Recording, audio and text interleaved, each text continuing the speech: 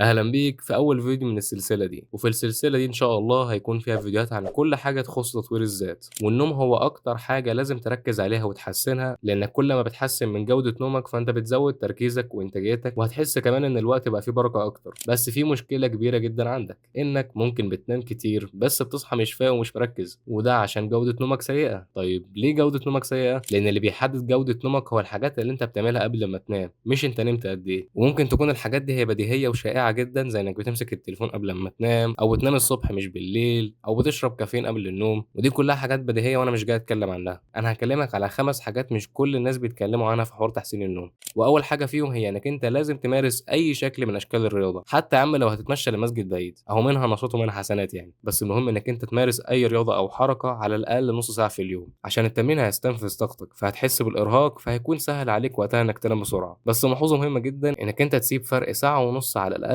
بين التمرين والنوم، عشان انت لما بتتمرن فانت بترفع درجة حرارة جسمك، وده شيء بيخليك مصحصح ومفوق جدا. ولكن بعد ما بتخلص التمرين بحوالي ساعة او ساعة ونص فدرجة حرارة جسمك بتنزل تاني، ووقتها هيجيلك شعور شديد بالنعاس، وساعتها هتستغل الشعور ده وتنام بسرعة. نخش على تاني حاجة، واللي هي انك انت ما تفكرش. ناس كتيرة جدا لما بيجوا يناموا مخهم ما بيصدق ان هم داخلين يناموا، ويقعد يجيب لهم بقى في القديم والجديد ويفكرهم بحاجات حصلت ويتخيل سيناريوهات مش هتحصل اصلا، وده بالتالي بيمنعهم ان هم يناموا بسرعة. ولما بيناموا فده بيأثر على جودة نومهم برضه. فالحل بكل بساطة انك انت تكتب الافكار اللي بتجيلك قبل ما تنام، سواء هي افكار لحاجات انت عايز تعملها او ذكريات حصلت او سيناريوهات ممكن تحصل. اكتب وخلاص، اقعد كده 10 دقايق على السريع، اكتب في اي ورقة او على الموبايل الحاجات اللي انت بتفكر فيها، وبعد كده خش نام وانت مخك صافي. وصدقني فعلا حوار الكتابة ده بينفع جدا في تصفية الذهن. تالت حاجة بقى هي بيئة النوم. ما تستناش جودة نوم كويسة وانت نايم في مكان منور وفيه دوشة وناس رايحة وناس جاية. هتقولي بس انا بعرف انام حتى لو في نور وفي دوشة. اقول لك ماشي، بس جودة نومك هتبقى تعبانة قوي. فعشان كده لازم تنام في مكان هادي ومظلم بشكل كامل، ولو تقدر تظبط درجة حرارة الأوضة وتخليها مناسبة، يعني مش حر قوي ولا ساقع قوي، فدي حاجة هتفرق جدا معاك برضه. ورابع حاجة هي انك انت ما تغصبش نفسك انك انت تنام. لو انت مش جالك نوم نهائيا فقوم من على السرير وروح اعمل اي حاجة فيها استرخاء، زي انك تقعد في البلكونة شوية او تقعد تسمع قرآن وانت قاعد في اي مكان. المهم ما تبقاش على السرير ولا بتعمل حاجة فيها مجهود، ولا تروح تمسك الموبايل والكلام ده اكيد. وبعد شوية بسبب النشاط الاسترخاء اللي انت عملته هتبدأ تحس بالنعاس شوية، وساعتها هتروح تنام. خامس واخر حاجة انك انت تروح للسرير بدري. اغلب الناس بتقعد ساعة او اكتر على السرير قبل ما يناموا، وده يا اما عشان ماسكين الموبايل او عشان قاعدين بيفكروا او بيقوموا كل شوية يعملوا حاجة نسيوها. فعشان كده لازم تخش السرير بدري شوية. يعني انت لو عايز تنام الساعة 12 روح للسرير الساعة 10 او 11 بالكتير، عشان تدي نفسك وقت انك انت تكتب الافكار اللي بتجيلك زي ما قلنا في الخطوة التانية، او عشان ترد على رسائل المبعوثة ليك، او لو انت ساعتها مش جايلك نوم خالص فتبدا تسمع قرآن زي ما قلت وتريح شوية كده لحد ما النعاس يجيلك، او ببساطة عشان تدي نفسك شوية وقت لحد ما النوم يجيلك. لان بعض الناس ممكن يبقى حاسس بالنعاس بس مش عارف ينام، يعني ممكن يقعد نص ساعة مريح على السرير عشان يعرف ينام. فعشان كده لازم تروح للسرير بدري، عشان الوقت اللي بيضيع ده ما يكونش من وقت نومك الاساسي. واخر حاجة اعتبر ان ده الواجب بتاعك الاسبوع ده، انك انت تظبط نومك كجودة ومواعيد.